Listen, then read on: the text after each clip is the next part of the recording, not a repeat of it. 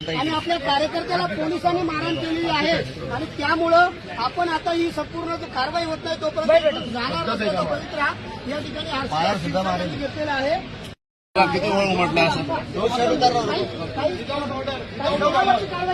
या ठिकाणी ज्या कार्यकर्त्याला मारहाण केलेली आहे। आमची मागणी आहे की जोपर्यंत संबंधित पोलिसांवर देशमुखांवर कारवाई होत नाही तोपर्यंत आम्ही इथून कुठे चालणार नाही।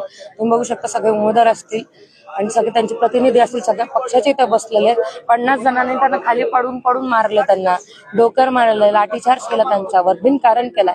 जेव्हा त्यांच्या गळ्यात आयडी येते तर चोरी करायला आलेत ना, प्रतिनिधी म्हणून आलेत ना ते कोणाचे।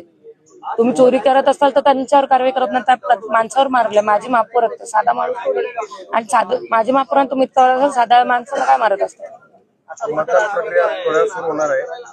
तर आमची प्रशासनाला निवेदन आहे की तुम्ही लवकरात लवकर कारवाई करा, म्हणजे आम्हाला पण मतदान प्रक्रिया चालू करता येईल।